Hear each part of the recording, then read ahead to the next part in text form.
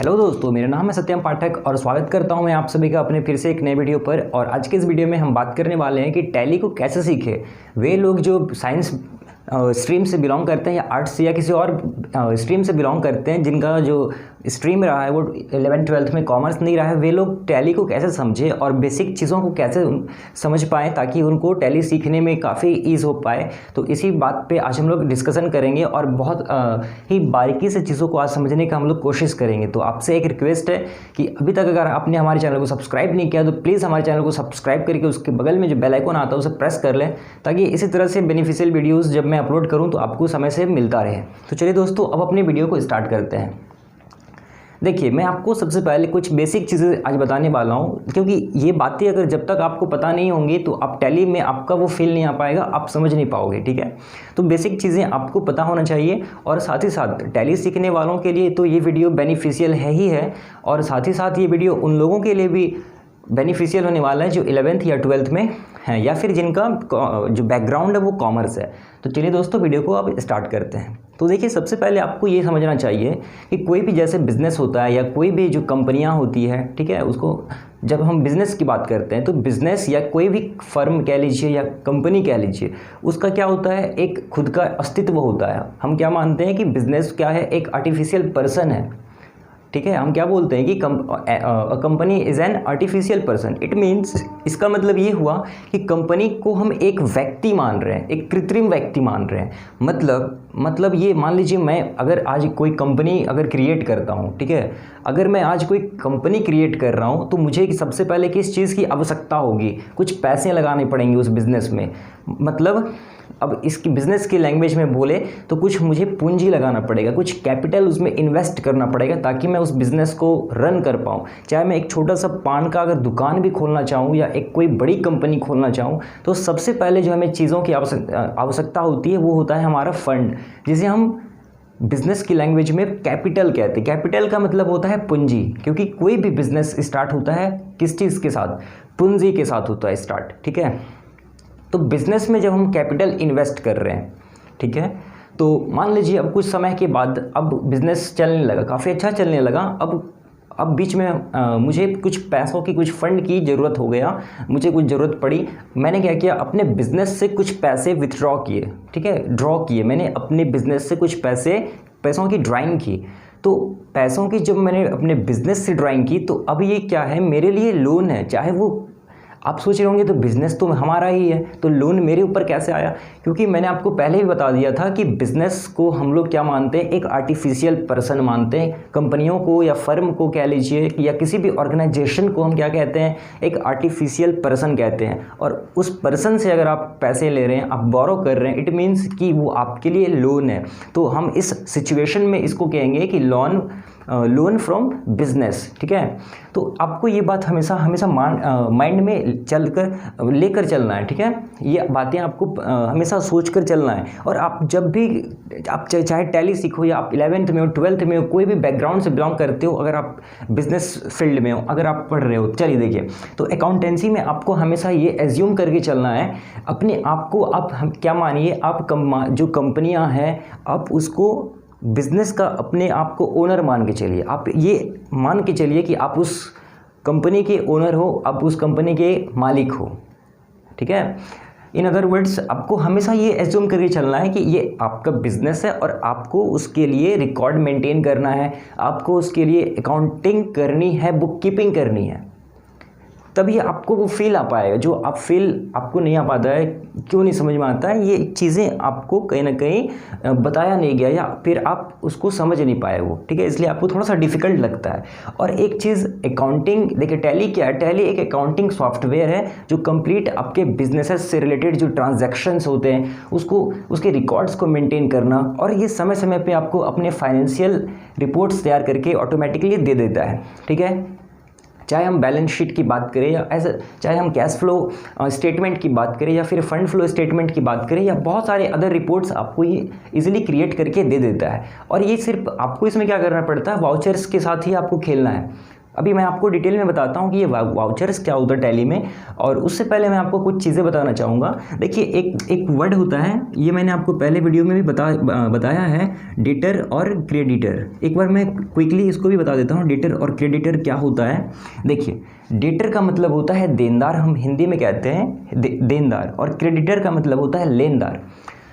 ये creditor and debtor तभी, ये वर्ड्स की जिक्र तभी ही किया जाएगा जब कोई भी जो ट्रांजैक्शन है, कोई भी लेन देन है, अगर वो उधार में होता है, अगर वो क्रेडिट में होता है, तभी ये दो वर्ड्स आपको देखने को मिलेगा, डेटर क्रेडिटर। हमेशा याद रखना है, अगर कोई भी ट्रांजैक्शन, अगर कोई भी लेन देन कैश में हो रहा है, अगर कोई भी ट्रांजैक्शन जो है वो इन कैश हो रहा है, तो फिर क्रेडिटर और डेटर का कोई रोल नहीं रहता है, ठीक है।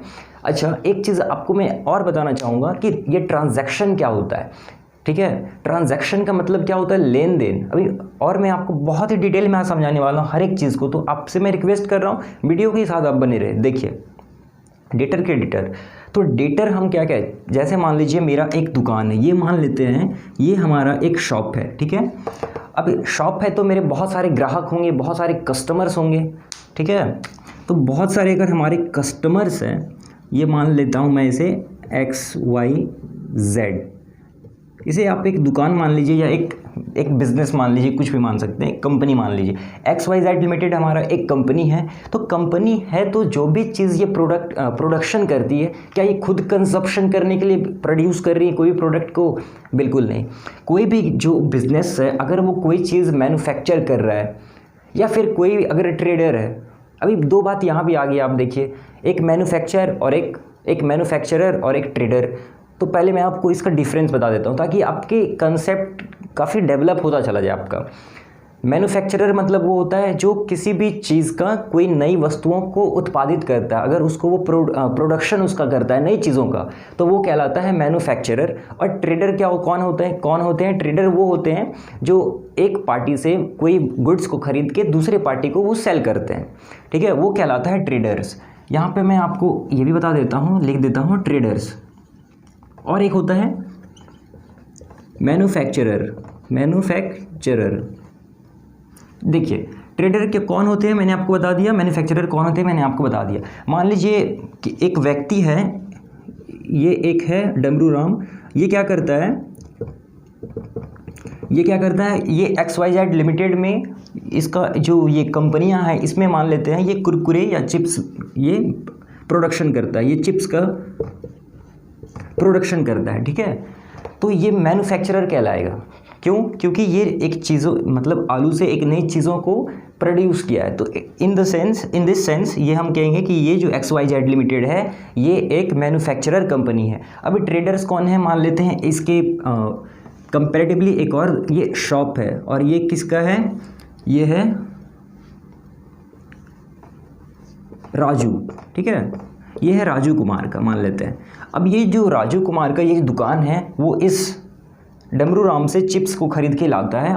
अब ये क्यों लाता है? अपने खुद के खाने के लिए तो नहीं लाता होगा, बेचने के लिए लाता है। तो इस कंडीशन के हिसाब से राजू क्या है, हमारा ट्रेडर है, और जो XYZ लिमिटेड है जिसका ओनर ये है, वो है मैन्युफैक्चरर कंपनियाँ। ओके, तो यहाँ पे से दो चीज़ें समझ में आई। चलिए, अब मैं आपको बता रहा था डेटर क्रेडिटर। तो डेटर, हम अगर मेरा दुकान है, अगर मेरा बिजनेस है, तो हमारे जो कस्टमर्स है, और वो कस्टमर जो हमसे उधार में ट्रांजैक्शन कर रहे हैं, तो वो मेरे लिए क्या कहलाएगा, डेटर कहलाएगा। और डेटर क्या होता है, एक एसेट होता है। एसेट का मतलब होता है संपत्ति। संपत्ति क्या होता है, जिसे हम कभी भी अगर बेचें, अगर हम उसे सेल करें, तो कुछ ना कुछ उससे हमें मॉनेटरी रकम प्राप्त होता है, ठीक है, मॉनेटरी वैल्यू हमें, हमारे पास कुछ जनरेट होता है। मतलब कोई भी एक ऐसा चीज़ जिसे हम कुछ समय के बाद अगर बेच भी दें, तो कुछ ना कुछ हमें उससे मॉनेटरी वैल्यू जनरेट हमारे पास होगा, वो कहलाता है एसेट्स, ठीक है। तो डेटर्स, हमारे जो कस्टमर्स है, वो जिन्होंने हमसे उधार में कोई भी प्रोडक्ट खरीद रखा है, जो गुड्स खरीद रखा है, तो वो हमारे लिए क्या है, डेटर है। डेटर है मतलब कभी ना कभी इन फ्यूचर उससे हमें पैसों की रिकवरी होगी, मतलब वे हमें कभी ना कभी पैसों को पेमेंट करेंगे, तो इसलिए हम कहते हैं वो डेटर है। तो डेटर हमारा कौन होता है, एसेट्स होता है, मतलब एक संपत्ति है। मान लीजिए ये जो XYZ लिमिटेड है, बहुत सारे लोग इससे ये चिप्स खरीदे, जैसे राजू कुमार भी क्या है, उसके लिए डेटर है। ऐसे ऐसे बहुत सारे कस्टमर्स, बहुत सारे ग्राहक होते हैं, वो सब कहलाता है, क्या कहलाता है, डेटर कहलाता है। ठीक है, तो अगर आप बिजनेस कर रहे हैं, और आपसे कोई भी जो ग्राहक है, जो कस्टमर है, अगर वो क्रेडिट में, अगर वो आपसे सामान को परचेज करते हैं, तो वो आपके लिए डेटर बन जाते हैं। और क्रेडिटर क्या होता है, उसके जस्ट अपोजिट। अब मान लेते हैं हमारा बिजनेस है, अभी हम जो रॉ मटेरियल खरीदते हैं चिप्स बनाने के लिए, तो कहीं ना कहीं से हमें आलू खरीदना पड़ता होगा। तो अब हमने भी तो कहीं से आलू खरीदा होगा, तो हमने मान लेते हैं मैंने जो आलू खरीदा, वो जिससे भी खरीदा है, तो वो क्या है मेरे लिए, क्रेडिटर है। क्योंकि मान लेते हैं हमने जो आलू खरीदा वो उधार में खरीदा, तो हमने जिससे खरीदा उधार में, वो हमारे लिए क्या है, क्रेडिटर है। क्योंकि उसको कभी न कभी हमें पेमेंट करना पड़ेगा, उस आलू के बदले उसे कभी न कभी हमें पैसे चुकानी पड़ेंगी। तो इसलिए हम कहेंगे कि जो किसान, मान लीजिए यहाँ पे एक किसान है जिससे हमने आलू खरीदा है, तो ये क्या है, हमारे लिए क्रेडिटर है। क्योंकि कभी ना कभी ये हमसे पैसों की डिमांड ये करेगा, मतलब कभी ना कभी हमें इसको पेमेंट करना पड़ेगा, क्योंकि हमने इससे क्या कर रखा है, रॉ मटेरियल खरीद के रखा हुआ है। ठीक है, तो डेटर क्या होता है, हमारा एक एसेट होता है, और क्रेडिटर क्या होता है, लाइबिलिटी होता है। Let me tell you what is the meaning of liability. Liability का मतलब होता है दायित्व। दायित्व का मतलब नहीं समझ में आया होगा। दायित्व का मतलब होता है हमारा एक तरह से, आप समझ लीजिए कर्ज। ठीक है, आप समझ लीजिए कर्ज, मतलब आज अगर हमने किसी से मान लीजिए 2 रुपये ले के रखा हुआ है, 2 रुपये अगर ले के रखा है, तो कभी ना कभी तो उसे हमें पे करना होगा। मान लीजिए आज मैं अपने एक दोस्त से 500 रुपये बोरो करता हूँ, ठीक है, तो मिलने वाला तो है नहीं उसे, तो ये एग्जाम्पल गलत हो गया। ठीक है, दूसरा एग्जाम्पल लेते हैं। मान लीजिए मुझसे मेरे एक फ्रेंड ने 500 रुपये लिए, अच्छा फ्रेंड है तो मिलने वाले भी नहीं है, ये भी एग्जाम्पल कैंसिल हो गया, क्योंकि फ्रेंड के पास गया तो वो अब वापस नहीं आने वाला है। दूसरा एग्जाम्पल देखते हैं। मान के चलिए कि हमने इस किसान से जो कुछ आलू खरीदे थे, उधार में खरीदा, तो ये हमारे लिए क्रेडिटर है। और हमने जब किसी पार्टी को बेच दिया माल मैन्युफैक्चर करके, राजू कुमार मान लीजिए, तो वो डेटर है। तो क्रेडिटर एक लाइबिलिटी होता है, लाइबिलिटी दायित्व होता है, कर्ज होता है, जिसका पेमेंट हमें कभी ना कभी करना पड़े, वो कहलाता है क्रेडिटर। क्या कहलाता है, क्रेडिटर कहलाता है, लेनदार हिंदी में कहते हैं, मतलब जिसको कभी ना कभी हमें पेमेंट करना पड़ेगा। ठीक है, जिससे मैंने अभी मान लीजिए उधार खरीद रखा है, कुछ समय के बाद उसे पेमेंट अगर हम करें तो वो क्या कहलाता है, क्रेडिटर कहलाता है। चलिए, ये आप समझेंगे डेटर और क्रेडिटर। लेकिन जब आप टैली में आप देखेंगे तो टैली में क्या होता है, डेटर और क्रेडिटर जो है, आपको ये एलोन नेम नहीं दिखता है, इसमें एक वर्ड जुड़ जाता है, वो होता है सन्ड्री डेटर और क्रेडिटर। अब ये सन्ड्री क्रेडिटर और सन्ड्री डेटर क्या होता है, let me tell you what is the meaning of sundry. अब डेटर एक तो नहीं होते होंगे, एक किसी भी बिजनेस के लिए, किसी भी कंपनियां, एक डेटर तो नहीं होता होगा, बहुत सारे होते हैं, तो वो हम कहते हैं सन्ड्री डेटर, मतलब उसमें बहुत सारे लोग इंक्लूड है, बहुत सारे डेटर इंक्लूड है। ठीक है, और क्रेडिटर भी देखें तो बहुत सारे क्रेडिटर क्या उसमें इंक्लूड है, तो सन्ड्री हम लगा देते हैं, सन्ड्री डेटर और सन्ड्री क्रेडिटर। चलिए, ये 2 चीज़ें आपको समझ में आया, ट्रेडर्स क्या होता है और मैन्युफैक्चरर क्या होता है, ये भी आप समझ चुके हैं। अब चलिए और आगे बात करते हैं। देखिए, इसके बाद आपको जो इम्पॉर्टेंट चीज़ समझना है, कोई भी बिजनेस अगर हम करते हैं, देखिए कोई भी बिजनेस करते हैं, जो भी चीज़ें हम बेचते हैं, जो भी चीज़ों का हमने प्रोडक्शन किया है, वो हमारे लिए कहलाता है गुड्स। क्या कहलाता है, गुड्स कहलाता है। और गुड्स GOODS, गुड्स के लिए हम हिंदी में लिखेंगे वस्तु। ठीक है, वस्तुएं। जैसे एक अब टैक्स, जैसे GST है, GST का फुल फॉर्म क्या होता है, गुड्स एंड सर्विस टैक्स। ठीक है, तो गुड्स मतलब वस्तु एंड सर्विस टैक्स, वस्तु एवं सेवा कर हिंदी में बोलते हैं। देखिए, अब आपको बेसिक चीज़ें में और अगर मैं आपको बताना चाहूँ तो कुछ बातें मैं आपको बताऊंगा कि पहले अकाउंट्स आपको समझना चाहिए कि अकाउंट्स कितने टाइप्स के होते हैं। आप अभी तक जानते होंगे saving accounts, RD accounts, fix deposit, ये अकाउंट जानते होंगे। लेकिन बिजनेस के सेंस में जो अकाउंट्स होता है उसको 3 पार्ट्स में डिवाइड किया गया है। ठीक है, मतलब कि बिजनेस के लैंग्वेज में अकाउंट्स को 3 पार्ट में क्लासिफाइड किया गया है। जो पहला होता है वो होता है पर्सनल अकाउंट, पर्सनल अकाउंट। दूसरा कहलाता है रियल अकाउंट, और जो थर्ड है वो कहलाता है नॉमिनल अकाउंट। मैं आपको बताता हूँ बारीकी से ये तीनों होता क्या है और इसके बीच में क्या डिफरेंस होता है। तो सबसे पहले let me erase this and make some space, और बहुत ही बारीकी के साथ मैं आपको समझा रहा हूँ, तो ये वीडियो देख लेने के बाद ये आपके लिए इनफ होगा, तो काफ़ी पेशेंस के साथ बने रहिए। तो चलिए अब हम समझते हैं टाइप्स ऑफ अकाउंट्स को। ठीक है, टाइप्स ऑफ अकाउंट्स मतलब खातों के प्रकार। अकाउंट्स को हिंदी में कहेंगे खाते। ठीक है, जब आप कोई दुकान गए, अपने दोस्तों के साथ दुकान गए, कुछ सामान आपने लिया और आप पैसों की जब डिमांड की गई दुकान वाले से, तो आपने क्या कहा, खाते में लिख लियो भाई, मेरे खाते में लिख लियो। तो वो खाते की जो आपने कहा खाते में लिख लियो, मतलब कि आपने कहा कि मेरे अकाउंट में लिख लियो। ठीक है, तो अकाउंट्स भी कितने तरह के होते हैं? अकाउंट्स होता है 3 तरह के।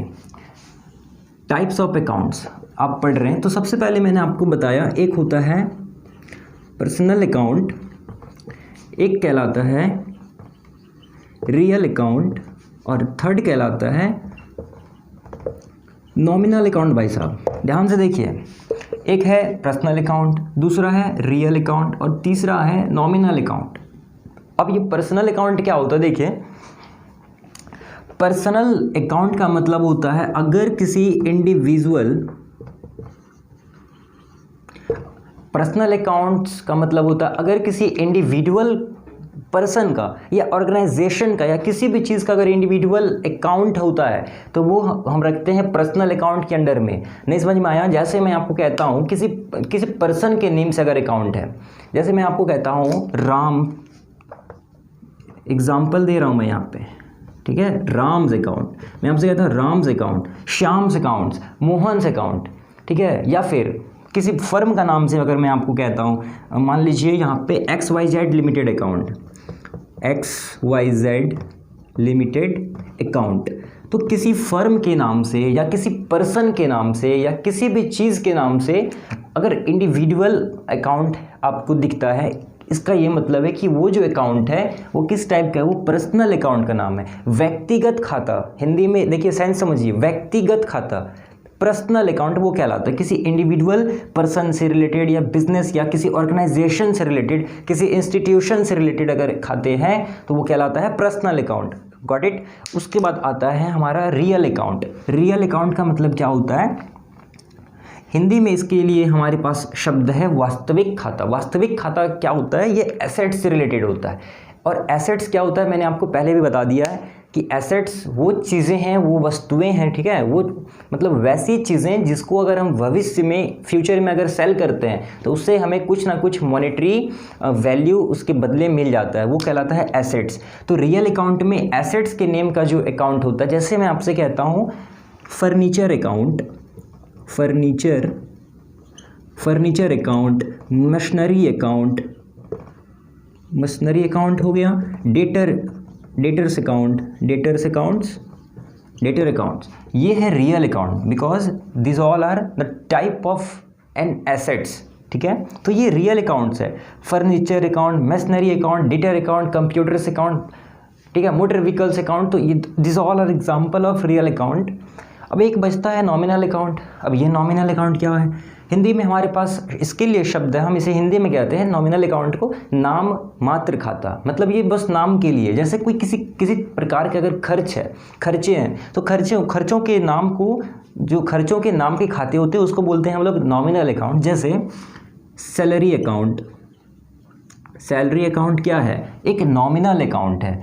Wages account, salary and wages account. उसके बाद और डेप्रिशिएशन ले लेते हैं, डेप्रिशिएशन अकाउंट भी क्या है? एक नॉमिनल अकाउंट का एक टाइप है। तो ऐसे जो भी खर्चे हैं, जो लॉसेस है, ठीक है, ये जैसे आपको जैसे मान लीजिए कोई सामान आग से जलकर नष्ट हो गया, गुड्स लॉस बाय फायर, तो वो क्या है? वो जो टाइप है वो कहलाएगा नॉमिनल अकाउंट। तो ये बहुत ही बेसिक चीज़ें हैं कि पर्सनल, रियल और नॉमिनल अकाउंट 3 खाते होते हैं। ठीक है, और तीनों खाते क्या इसका सेंस क्या होता है मैंने आपको बता दिया। अब मैं अगर आपसे पूछता हूँ मोहन अकाउंट किस टाइप का खाता है, तो मोहन अकाउंट तो पर्सनल अकाउंट है, किसी पर्सनल व्यक्ति का है, तो आप समझ गए। रियल अकाउंट में क्या होगा, कोई संपत्ति से रिलेटेड खाता होगा, जैसे फर्नीचर अकाउंट। फर्नीचर क्या एक संपत्ति है, कभी ना कभी बेचें तो क्या होगा, उसके बदले कुछ पैसे की रिकवरी हो जाएगी। इट मीन्स कि वो है एक रियल अकाउंट, वास्तविक खाता है। नाम मात्र खाता salary account, wages account, depreciation account, फिर हो जाएगा प्रॉफिट एंड लॉस अकाउंट, ठीक है। Goods loss by fire, goods loss by theft, बहुत सारे हैं, टाइप्स हैं। चलिए अब तो अब आप समझ गए होंगे कि ये टाइप्स कौन कौन से होते हैं। चलिए और अब हम इसके आगे समझ लेते हैं। देखिए आई होप कि आप ये चीज़ समझ गए होंगे। तो अब चलिए इसके बाद आगे समझते हैं कि आगे हमको ये समझ लेते हैं कि अब इन सब के कुछ रूल्स होते हैं, ठीक है। रूल्स मैं आपको बताता हूँ। तो चलिए अब मैं आपको और बहुत ही एक इम्पॉर्टेंट चीज़ बताने वाला हूँ कि टाइप्स ऑफ अकाउंट तो आप समझ गए, लेकिन कुछ गोल्डन स्टेटमेंट जो होता है, जो आपको जर्नल एंट्रीज बनाने में हेल्प करेंगी, उसको समझ लेते हैं, जो एक बहुत ही इम्पॉर्टेंट होता है। सबसे पहले जर्नल एंट्री क्या होता है, आपको ये समझना है। देखिए जर्नल एंट्री का मतलब होता है, हिंदी में कहते हैं रोज नामचा, ठीक है। मतलब ये हुआ कि कोई भी बिजनेस में, कोई दुकान में, कोई भी ऑर्गेनाइजेशन कह लीजिए, इंस्टीट्यूशन कह लीजिए, कहीं पर भी जो ट्रांजैक्शंस होता है, मतलब किसी बिजनेस में, किसी बिजनेस से रिलेटेड जो ट्रांजैक्शंस होते हैं, उसको सबसे प्राइमरी स्टेज पे जो रिकॉर्ड किया जाता है, उसका जो डिटेल, उसको कहते हैं हम लोग जर्नल एंट्री। मतलब कोई भी बिजनेस में सबसे फर्स्ट स्टेज पे जो हम लोग लेखा करते हैं, जो लेखा जोखा करते हैं, वो कहलाता है जर्नल एंट्री। जर्नल एंट्री मान एक रफ अकाउंटिंग का एक सबसे पहला स्टेप है, बुक कीपिंग का वो पहला स्टेज है। मतलब रफ बेसिस पे हमने क्या कर लिया, एक्चुअल में रफ नहीं होता है, मतलब कहने का सेंस समझिए कि मैंने कहीं पे लिख के रख लिया कि मान लीजिए एक मेरा ये दुकान है, ठीक है, ये मेरा दुकान है, और मैंने ये एक, इसका नाम है रोहन, ठीक है। रोहन दुकान आया, ये मेरा एक दुकान है, रोहन आता है और मुझसे कुछ चीज़ें खरीद कर ले जाता है, उधार में लेकर जाता है। तो मैं क्या करूँगा, पहले अपने मेरे पास जो खाते होंगे, मैं अपने कॉपी में कह लीजिए, रजिस्टर में कह लीजिए, क्या लिख लूँगा, रोहन का सबसे पहले यहाँ पे नाम लिख दूँगा, रोहन, और ये क्या सामान लिया है मैं यहाँ पे लिख दूँगा, सीरियल नंबर देखकर कि रोहन ले गया है, मान लेते हैं आलू, कितना ले गया है, कितने रुपए का, मान लेते हैं 20 रुपीज़ का ले गया है। तो ये चीज़ मैंने क्या किया, प्राइमरी स्टेज पे ये लिख के रख लिया, ठीक है, कि रोहन ने ले गया है, आलू ले गया है, कितना ले गया भाई, तो 20 रुपये का ले गया भाई साहब, आज तो पार्टी होगा, पका के खाएगा आलू आज रोहन, ठीक है। तो ये जो चीज़, पहला स्टेज जो बिज़नेस के किसी रिकॉर्ड करने का, जो ट्रांजैक्शन का रिकॉर्ड करने का प्राइमरी स्टेज का नाम है जर्नल एंट्री। क्या कहते हैं, जर्नल एंट्री, ठीक है। आई होप कि मैं आपको समझा पा रहा हूँ। तो सबसे पहला स्टेज है जर्नल एंट्री। अब जर्नल एंट्री के बाद बहुत सारे और चीज़ें होती है, जैसे जर्नल एंट्री के बाद हम लोग उसको ट्रांसफ़र करते हैं, उसका हम लेजर बनाते हैं। जर्नल एंट्री पहले हमने जो रिकॉर्ड किया जो ट्रांजैक्शन को, वो कहलाया जर्नल एंट्री। जर्नल एंट्री के बाद हम लोग उसको शिफ्ट करते हैं लेजर अकाउंट में, ठीक है। लेजर क्या होता है, लेजर का मतलब होता है बही खाता। जैसे मान लीजिए मैंने आपको बताया कि बहुत सारे डेटर्स हैं, बहुत सारे क्रेडिटर्स है, बहुत सारे हमारे पास एसेट्स है, बहुत सारे लाइबिलिटीज़ है। तो इन सब का एक स्पेशल अकाउंट्स, इन सब का स्पेशल एक बुक्स ऑफ अकाउंट्स हम लोग मेंटेन करते हैं। मान लीजिए फर्नीचर में मेरा एक बिज़नेस है, उसमें फर्नीचर्स है, या कोई भी बिज़नेस मान लीजिए उसमें गाड़ियाँ, व्हीकल्स है, मोटर व्हीकल्स है, या बहुत सारे कोई बिज़नेस है उसमें कंप्यूटर्स है। तो एक तो कंप्यूटर नहीं होंगे, बहुत सारे कंप्यूटर्स होते हैं, तो उसको एक अकाउंट में मेंटेन करके रखा जाता है कि कंप्यूटर का एक खाता होगा, कंप्यूटर से रिलेटेड एक खाता होगा, और उसमें कंप्यूटर से रिलेटेड ही सिर्फ ट्रांजैक्शंस को उसमें शो किया जाएगा। अगर हम और कंप्यूटर खरीदें तो उसी खाते में हम लोग उसको पुट करेंगे, या फिर अगर हम कुछ कंप्यूटर को बेच देते हैं, ठीक है, या डेप्रिशिएशन लग जाता है, तो उसी खाते को हम इफेक्ट करेंगे, बाकी और चीज़ें को चेंज करने की आवश्यकता नहीं है। मान लीजिए मैं आपसे कहता हूँ कि मेरा एक ये है, किसी बिज़नेस का एक खाता मैं आपको दिखा रहा हूँ, अकाउंट दिखा रहा हूँ जिसका नाम है कंप्यूटर अकाउंट, ठीक है। तो लेजर जब हम बनाएंगे तो क्या करेंगे, तो सबसे पहले हम कंप्यूटर से रिलेटेड अगर हम मान लीजिए और मतलब फ्यूचर में अगर कंप्यूटर परचेज करते हैं तो यहाँ पे हम क्या लिख देंगे, तो कंप्यूटर अगर बढ़ जाएगा तो हम लोग लिख देंगे यहाँ पे कि टू बैंक अकाउंट, क्योंकि हम लोग कंप्यूटर परचेज किया तो बैंक अकाउंट, और घट जाएगा मान लीजिए सेल कर देंगे तो यहाँ पे लिख देंगे बाई बैंक अकाउंट। तो यहाँ से क्या पता चला कि लेजर किसी भी जो हमारे पास डेटर है, एसेट्स है या फिर लाइबिलिटीज़ है या कोई भी चीज़ मान लीजिए बिजनेस में है, तो उन सभी चीज़ों का हम लोग बना लेते हैं लेजर, ठीक है। चाहे वो कैश का हो, चाहे वो बैंक का हो, चाहे वो हमारे डेटर के कोई भी हो, चाहे हमारा जो रियल अकाउंट में देखिए आप कि एसेट्स के नाम का भी हो सकता है, चाहे वो नॉमिनल अकाउंट में आपने देखा कि ये भी हो सकता है।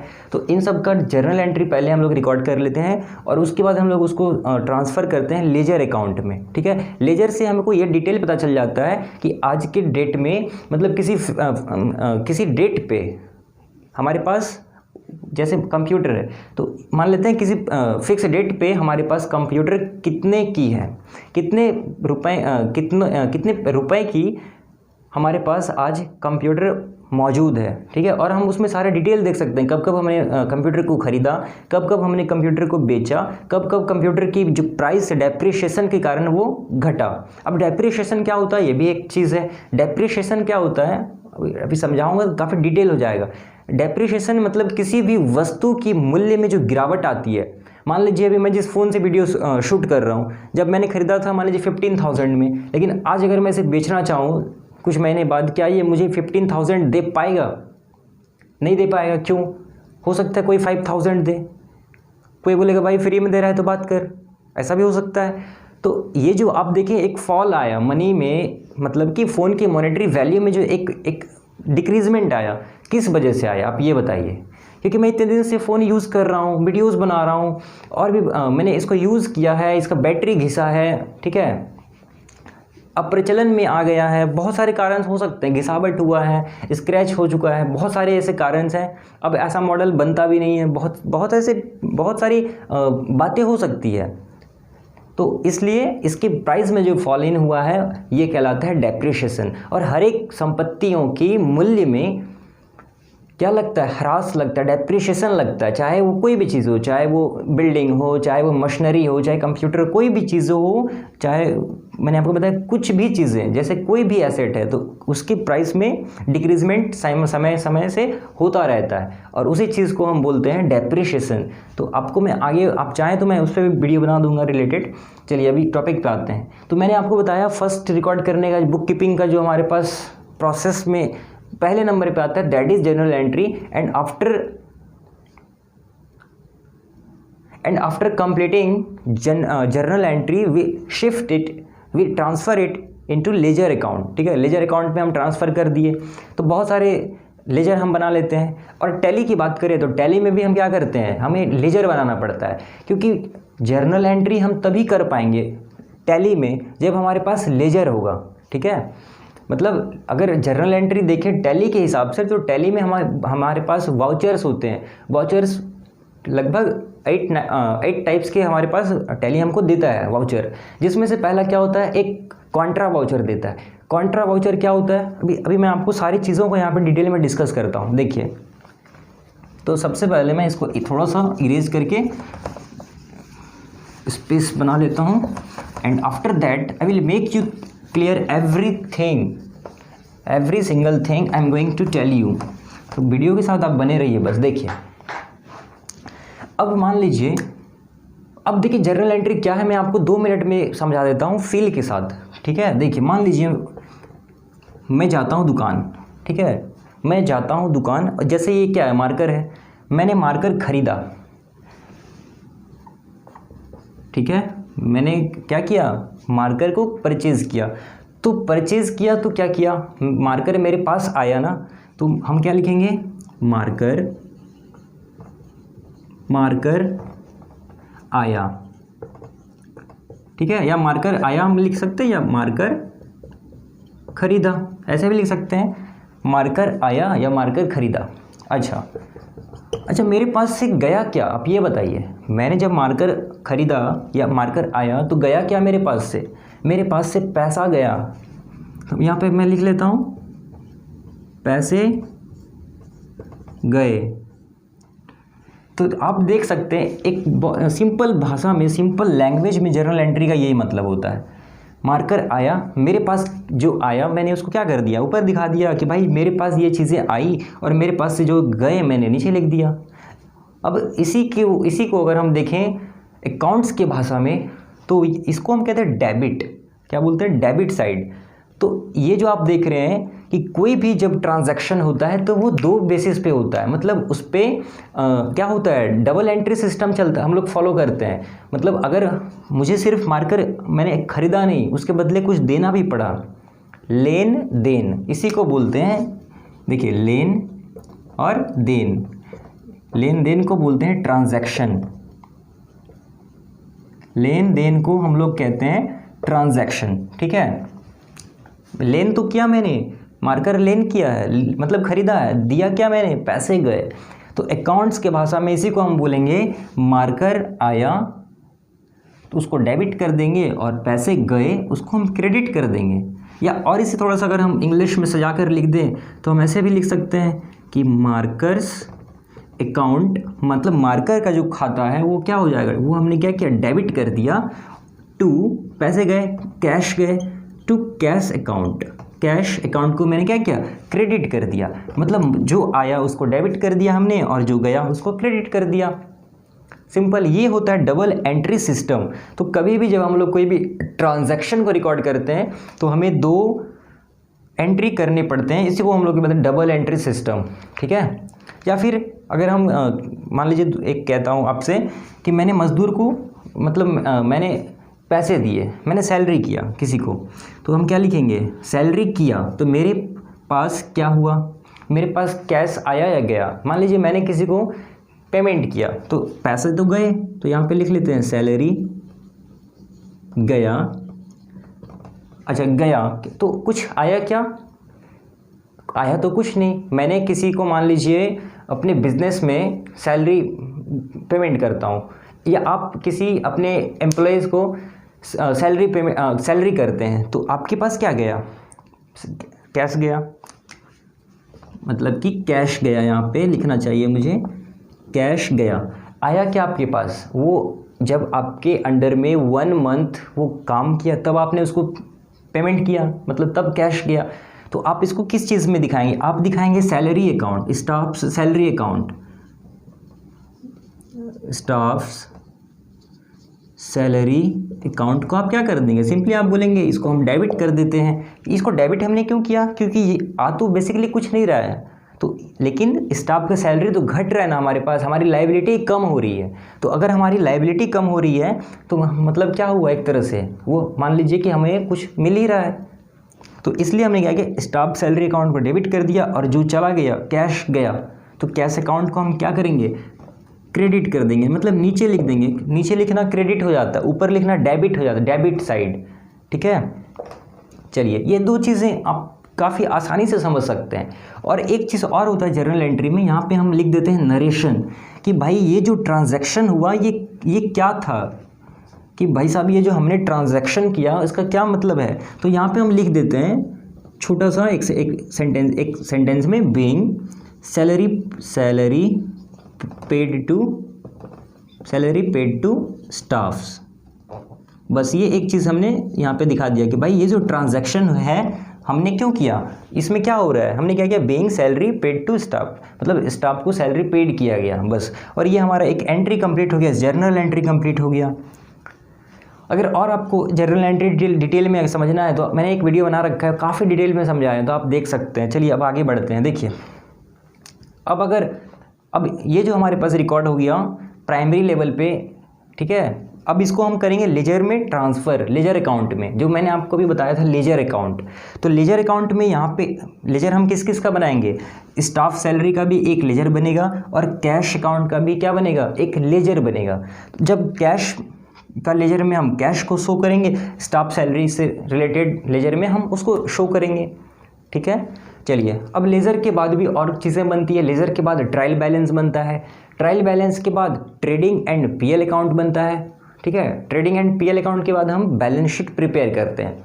चलिए, और मैं आपको ये भी समझा देता हूँ, क्योंकि देखिए जब तक आप इन चीज़ों को नहीं समझेंगे तो आपको वो फील नहीं आ पाएगा। फिर आप टैली आपको ऊपर से ही पार हो जाएगा, भले आप सीख लें थोड़ा सा थ्योरी पढ़ के, लेकिन आपको फील नहीं आ पाएगा। इसलिए मैं ये चाह रहा हूँ, मैं कोशिश कर रहा हूँ कि आपको बेसिक जो कंसेप्ट है, बेसिक चीज़ें हैं, वो आपको डेवलप आपको समझा सकूँ, ताकि आपको कोई भी दिक्कत ना हो समझने में। देखिए, तो मैंने आपको बताया बिज़नेस में जो हम लोग लेखा जोखा करते हैं, हिसाब रखते हैं, तो सबसे पहले होता है जर्नल एंट्री। अब ये जर्नल एंट्री क्या होता है मैं आपको बता चुका हूँ कि रोज़ नामचा, मतलब रोज़ कुछ ना कुछ खरीदेंगे बेचेंगे। बिजनेस क्या होता है? बिजनेस इज़ सेलिंग और purchasing any goods in the terms of money, यही तो होता है। तो जर्नल एंट्री से हम एक रफ हम लोगों ने क्या किया, एक डिटेल ले लिया कि ये दो खाते अफेक्ट हुए। मतलब कोई भी जर्नल एंट्री से क्या होता है, दो अकाउंट पे प्रभाव पड़ता है, जो आपने देखा। उसके बाद हम लोग बनाते हैं उसका लेजर।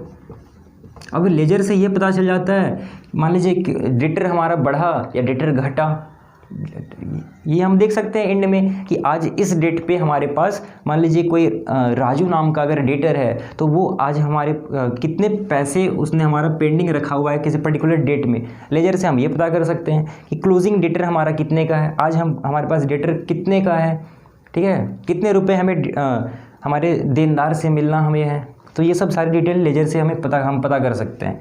उसके बाद मैंने आपको बताया कि ट्रायल बैलेंस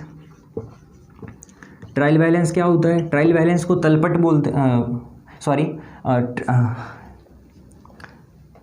ये जो है ट्रायल बैलेंस से हम, ये बहुत ही एक इम्पॉर्टेंट चीज़ है कि कोई भी अगर हमारे पास मान लीजिए हमने कोई गलत एंट्री कर लिया या मिसमैच आ रहा है, तो ट्रायल बैलेंस से इजीली हम ये भी चेक कर सकते हैं। उसके बाद अगर आप देखें तो हमारे पास है trading and PL account. PL मतलब profit and loss account. Trading मतलब होता है व्यापारिक खाता, प्रॉफिट लॉस का मतलब लाभ एवं हानि खाता। ट्रेडिंग एंड पीएल अकाउंट क्या होता है मैं आपको शॉर्ट में समझा देता हूँ। ट्रेडिंग, देखिए जैसे बिजनेस जो होता है, जब हम लोग फाइनल अकाउंट बनाते हैं कि हाँ भाई साल भर में बिजनेस रन हुआ, अब हमको मतलब 31 मार्च को जब हमारा फाइनेंशियल ईयर कंप्लीट होता है, 1 अप्रैल से 31 मार्च, अगला 31 मार्च तक के जो पीरियड होता है उसको हम बोलते हैं फाइनेंशियल ईयर। बहुत सारे बिजनेस में 1 अप्रैल से 31 मार्च तक चलता है, बहुत सारे बिजनेस में 1 जनवरी से मतलब कि जो दिसंबर है 31 दिसंबर वहाँ तक भी फाइनेंशियल ईयर चलता है।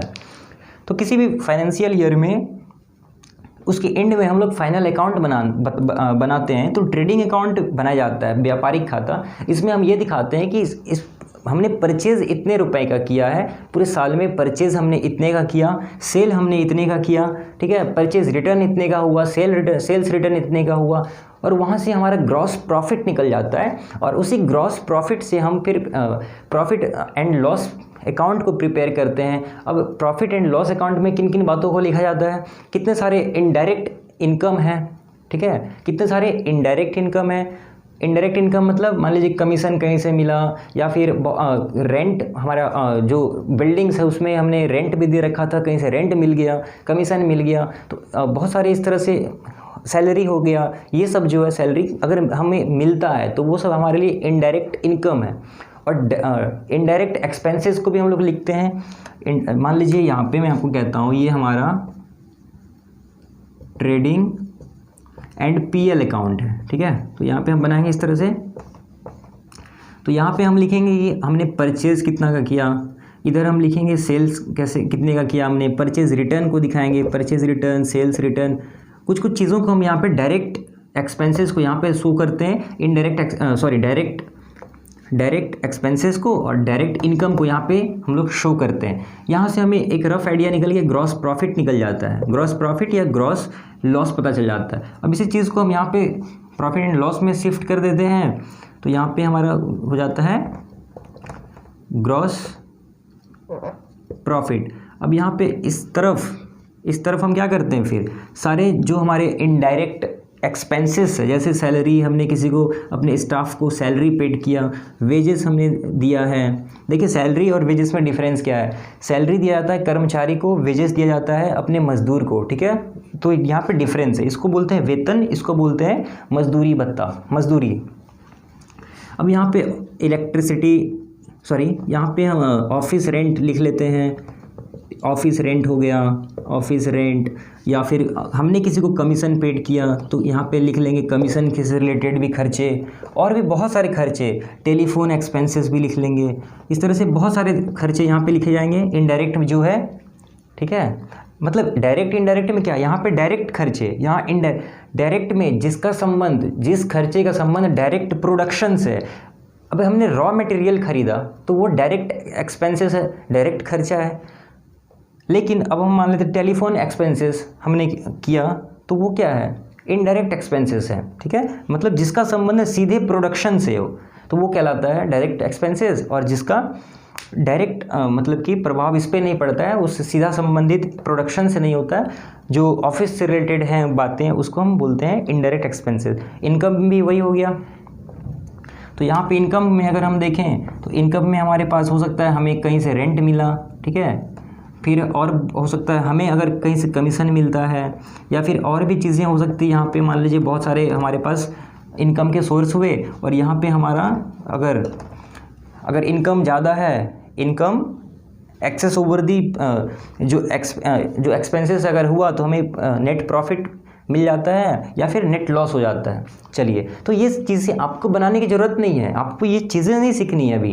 टैली आपके लिए ये सब सारी चीज़ें कर देता है, आपको बस जर्नल एंट्री कर देना है। मैं फिर से कह रहा हूँ, आपको ये सब चीज़ें नहीं करनी है, आपके लिए टैली ये सब सारी चीज़ें खुद करता है। आपको क्या करना है, बस जर्नल एंट्री मेंटेन कर देना है टाइम टू टाइम। तो ट्रेडिंग एंड पीएल अकाउंट बन गया, और इसके बाद हमारे पास बन जाता है, हम बनाते हैं बैलेंस शीट। और भी बहुत सारे बिजनेस में फाइनेंशियल रिपोर्ट्स होते हैं, जैसे cash flow statement, fund flow statement, बहुत सारे हैं। बैलेंस शीट क्या होता है, देखिए बैलेंस शीट मतलब, बैलेंस मतलब क्या होता है, बचा हुआ, शीट मतलब क्या हुआ, शीट मतलब एक डॉक्यूमेंट। बस बैलेंस शीट में हम वो चीज़ें दिखाते हैं कि साल भर में या हम अभी हमारे पास बिजनेस की फाइनेंशियल पोजीशन क्या है। बैलेंस शीट का मतलब क्या है, बैलेंस शीट मतलब कि इस किसी भी बिजनेस का अभी मतलब फाइनेंशियल सिचुएशन कैसा है, फाइनेंशियल पोजीशन कैसा है, आज उसके पास कितने की डेटर्स कितने का है, एसेट्स कितने का है, लाइबिलिटीज़ कितने की है, उस बिजनेस किसी पर्टिकुलर बिजनेस के पास कितने की उसकी लोन है, कितने क्रेडिटर उसने जमा करके रखा है, या फिर उसके एसेट्स कितने हैं, ठीक है, इक्विटी कितने हैं, शेयर इक्विटी कितने हैं, ये सब चीज़ें को बताता कौन है, बैलेंस शीट। तो ये हमारा एक फाइनेंशियल स्टेटमेंट होता है। Balance sheet is a financial statement. तो ये सब सारी चीज़ें आपको नहीं करना है, फिर बताता हूँ, टैली स्वयं कर देता है, आपको बस मेंटेन करना है जर्नल एंट्री और लेजर। जर्नल एंट्री तभी होता है टैली में जब आपके पास लेजर होगा, ठीक है। तो सबसे पहले हम जब टैली में देखेंगे तो कंपनी क्रिएट करना पड़ता है, कंपनी क्रिएट करने के बाद हम लोग लेजर बना लेते हैं। और लेजर किसका बनाएंगे, जो हमारे डेटर है, क्रेडिटर है, या कोई वस्तु है, तो इन सब को हम लोग इन सब के नाम का लेजर बना लेते हैं, क्योंकि जब तक आपके पास लेजर नहीं होगा टैली में, कोई भी आप जर्नल एंट्री रिकॉर्ड नहीं कर पाएंगे। तो ये एक इंपॉर्टेंट चीज़ है कि सबसे पहले कंपनी क्रिएट करने के बाद आपको बनाना पड़ता है लेजर्स। और लेजर्स अगर बन गया, चाहे मान लीजिए आप अपना स्टेशनरी शॉप है, तो कॉपीज़ के जो नाम है, बिग एक्सरसाइज बुक या पेन, मार्कर, ये सब क्या है, सबके लेजर बनाने होंगे आपको। अब लेजर बन गया, तब आप वाउचर एंट्री जब करेंगे, आप सेल कर रहे हैं, ठीक है, तो सेल वाउचर में जाएंगे, परचेज़ कर रहे हैं तो परचेज़ वाउचर में, तब आप वहाँ पे एंट्री करते हैं। और उसके बाद प्रॉफिट लॉस, बैलेंस शीट, सारी चीज़ें टैली खुद करता है, ठीक है। आई होप कि आप इतना सारा अकाउंटिंग का जो प्रोसेस होता है आपको समझ में आया होगा। अब देखिए और कुछ इंपॉर्टेंट बातें मैं आपको और बताता हूँ, एकदम फील के साथ अगर आप देखेंगे तो बहुत ही मज़ा आ जाएगा और आप कभी भूलेंगे नहीं, और पढ़ने में भी इंटरेस्ट डेवलप होगा। तो ये चीज़ें बहुत कम लोग बताते हैं, और टैली डायरेक्ट वो सिखाने लगते हैं, बहुत सारे टीचर्स भी और बहुत सारे स्टूडेंट्स भी ये जाने बगैर जब सीखते हैं तो उनको ये फील नहीं मिल पाता है। तो देखिए इतना हो गया। अब हम टैली की बात करते हैं। अब अगर कुछ छूटा, अभी तक जो मैंने बताया अगर छूटा तो अगले वीडियो में कवर करूंगा। अब हम टैली पे बात करते हैं। देखिए टैली में क्या होता है कि अभी टैली का प्राइम वर्जन आ गया है। आपको सबसे पहले क्या करना पड़ता है, कंपनी क्रिएट हमको करना पड़ता है। अब मैं आपको ये चीज़ें डेस्कटॉप पे भी करके दिखाने वाला हूँ। ये मैं आपको बस एक ओवरव्यू दे रहा हूँ, ठीक है, वाइट बोर्ड पे। अब मैं आपको जब अपने लैपटॉप की स्क्रीन पर ले जाऊँगा तो सारे ट्यूटोरियल से रिलेटेड वीडियोस भी अपलोड मैं बहुत जल्द करने वाला हूँ। तो कंपनी क्रिएट का काम, क्रिएशन हम लोग करते हैं। कंपनी क्रिएट मतलब क्या होता है, कंपनी बनाना। कंपनी बनाना यहाँ पे बेसिक कुछ चीज़ें होती हैं, तो जब वीडियो आएगा तो वहाँ पे तो डिटेल में बता ही दूंगा। कंपनी क्रिएट में क्या पूछा जाता है, मतलब कुछ चीज़ें, कुछ डिटेल्स फिल करना पड़ता है। जैसे कंपनी किस नाम से आप बनाना चाहते हैं। जैसे मान लीजिए आपका कंपनी का जो नाम है वो है रामू लिमिटेड, तो आपको ये कंपनी का नाम अलियास का मतलब क्या होता है, उर्फ होता है ना, उर्फ मुन्ना भंडारी। तो अलियास आप दे सकते हैं अगर बिज़नेस में आप देना चाहें कुछ और नाम, निकनेम।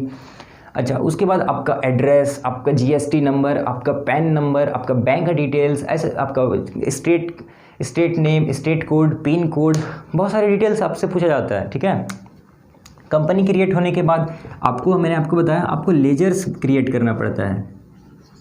लेजर्स क्रिएट करना पड़ता है, क्योंकि लेजर्स क्रिएट करेंगे तभी वाउचर में आप एंट्री कर पाएंगे। फिर बता रहा हूँ, तो आप अगर मार्कर भी बेच रहे हैं तो भी आपको मार्कर के नाम का लेजर बनाना होगा। अच्छा, दो चीज़ें आपको नहीं बनाना है। दो चीज़ें क्या है, एक है कैश और प्रॉफिट एंड लॉस। इसका काम लेजर आपको नहीं बनाना है, ये ऑटोमेटिकली बना होता है, ठीक है। टैली आपको ये बना हुआ ऑटोमेटिकली देता है, कैश और प्रॉफिट लॉस। बाकी जो चीज़ें हैं, मान लीजिए आप फैन सेल करते हैं तो आपको फ़ैन का नाम का भी क्या बनाना होगा, लेजर। अब डिस्टिल्ड वाटर बेचते हैं तो उसका नाम का भी लेजर बनाना होगा। अब लाइट बेचते हैं, आप फ़ोन बेचते हैं, कोई भी चीज़ जो आप सेल करते हैं या परचेज़ करना चाहते हैं तो आपको उस वस्तु का नाम का लेजर को बनाना पड़ता है।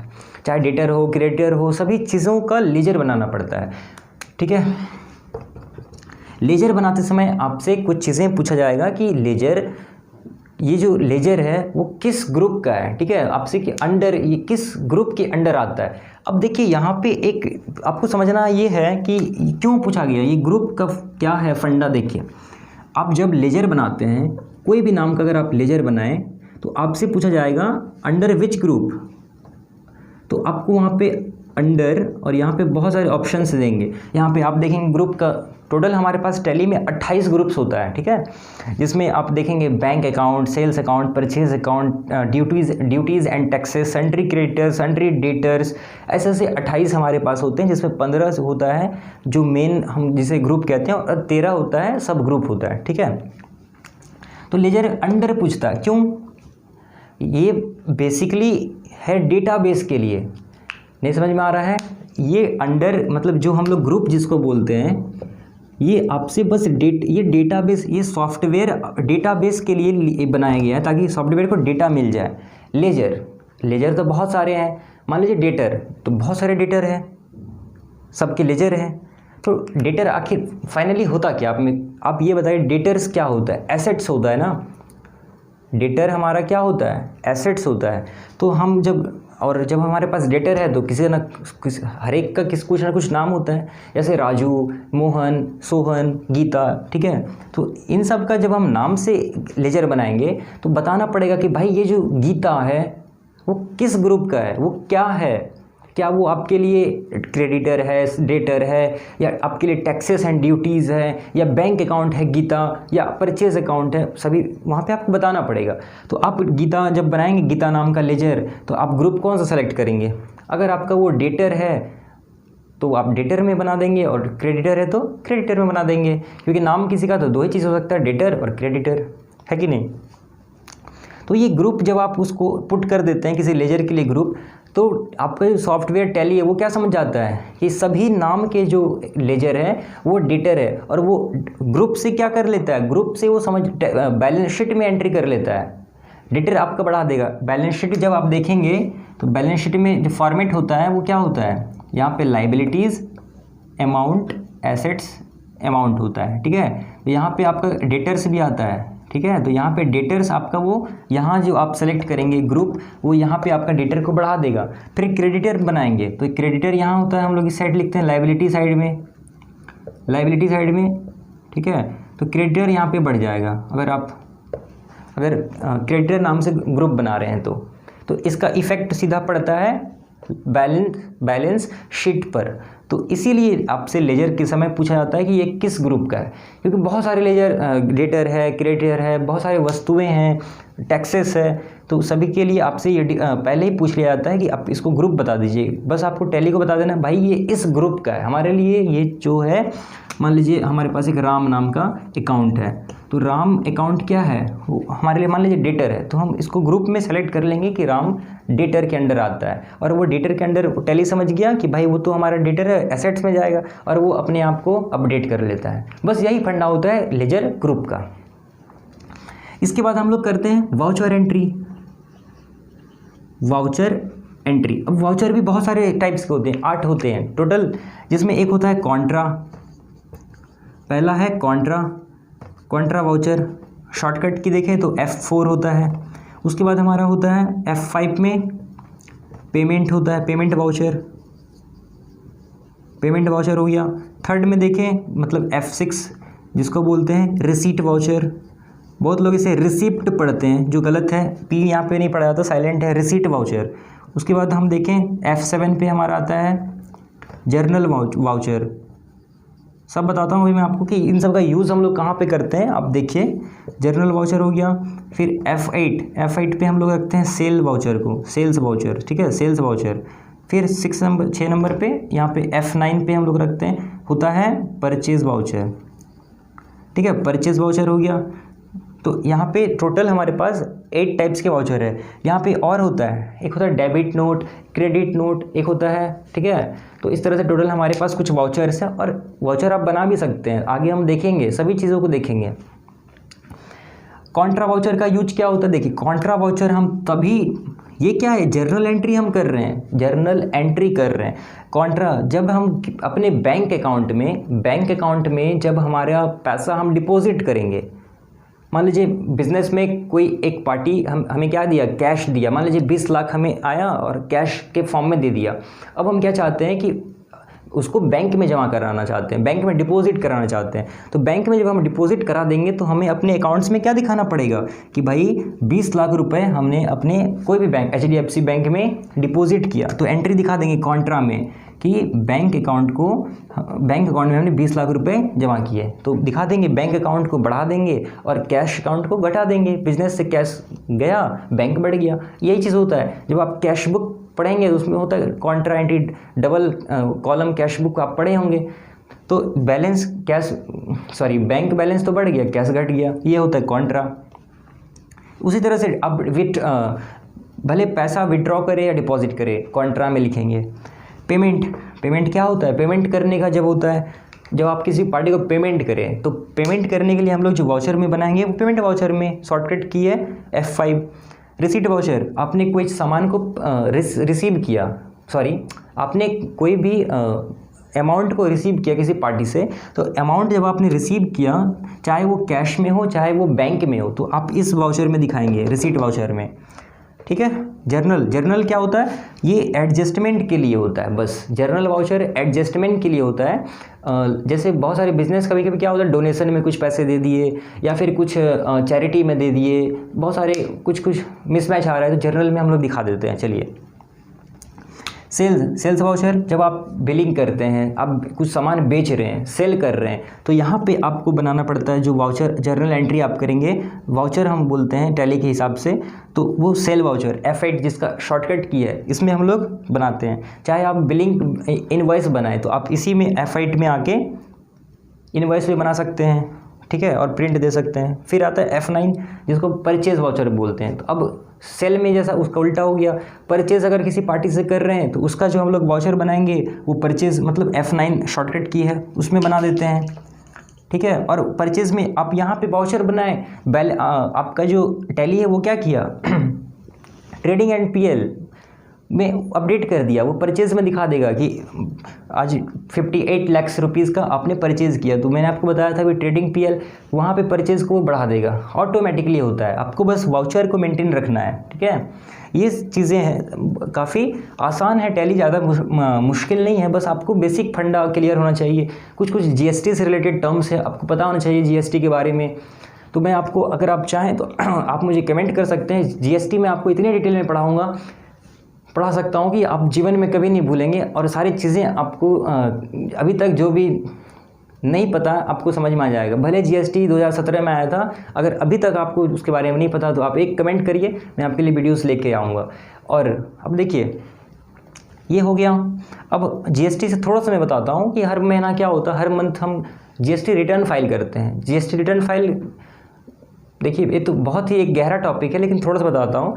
तीन बार में किया जाता है। एक होता है जीएसटी R1, जीएसटी R2 और एक होता है जीएसटी R3। R1 में क्या होता है, जीएसटी R1 में हर महीने के 10 तारीख को हम लोग इसको फाइल करते हैं। उसके बाद जो जीएसटी रिटर्न R2 जिसको बोलते हैं वो होता है हर महीने के 15 तारीख को। और R3 जीएसटी रिटर्न 3 जिसको बोलते हैं वो होता है किस महीने में, हर एक महीने के 20 तारीख को, ठीक है। 10 तारीख को जीएसटी R1 फाइल करते हैं, 15 को R2 और 20 को R3। जीएसटी R1 में हम क्या बताते हैं, जीएसटी R1 में हम बताते हैं कि जितने भी हमने सेल किया है, आउटवर्ड सेल जितने किया है सारे को हम अपडेट कर देते हैं जीएसटी के जो पोर्टल जो है वहाँ पे जीएसटी के वेबसाइट पे जाके, जीएसटी पोर्टल पे जाके। उसके बाद फिर 15 को हम क्या करते हैं, 10 को सेल दिखाया था, अब हम परचेज़ को दिखा लेंगे। सारे परचेज़ मतलब इनवर्ड को दिखा देते हैं वहाँ पे। और जीएसटी रिटर्न 3 भी, मतलब जीएसटी जो थर्ड फाइल करते हैं, R3 जब फाइल करते हैं तो सारे को एक साथ हम देख लेते हैं कि कितना हमको इनपुट क्रेडिट मिला और कितना हमको आउटपुट देना पड़ रहा है। तो ये सब चीज़ें हैं। टैली आसानी है, आपके लिए हार्ड नहीं है बहुत। तो अगर आप चीज़ों को समझे तो आज के लिए बस इतना ही रखते हैं। वीडियो काफ़ी लंबा हो चुका है, तो मिलते हैं नेक्स्ट वीडियो के साथ। Till then take care and good bye, जय हिंद। अगर आपको ये वीडियो पसंद आए तो प्लीज़ एक लाइक कर दीजिए। मिलते हैं नेक्स्ट वीडियो के साथ। Thank you.